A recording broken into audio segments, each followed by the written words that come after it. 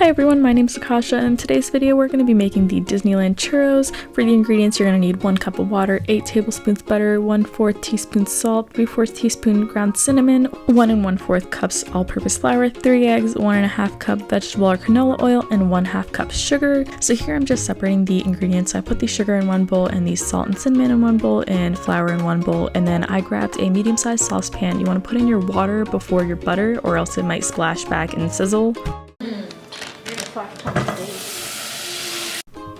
I put my butter first, so make sure to put your water and then your butter. Don't be me.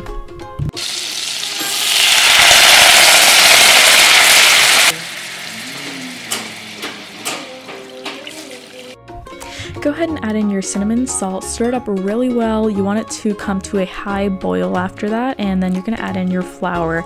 Make sure to spin and stir that in really well. You don't want there to be like chunks of flour just sitting in there. After that, you want to let it sit for 5 to 10 minutes before you add in an egg.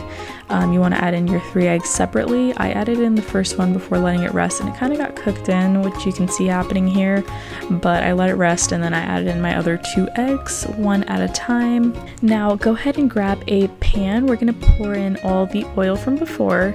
This is going to be used to fry the churros. You're going to want to put this on high heat. For some reason, my family thought churros were baked and not fried. You want to take your sugar and put in some cinnamon and just kind of mix that up. This is what we're going to roll the churros in after we fry them. Now I got this piping bag from Giant because I saw the star tip, which is generally used to make churros. You don't need it, but it's just for the look.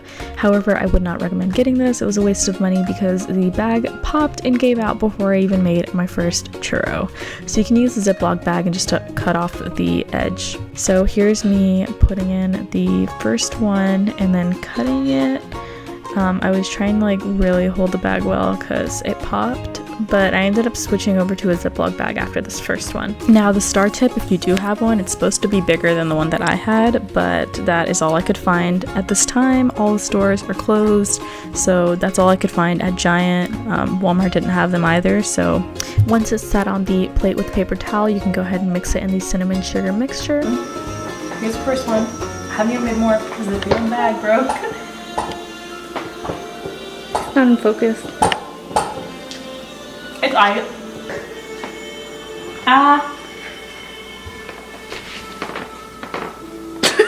What's she doing?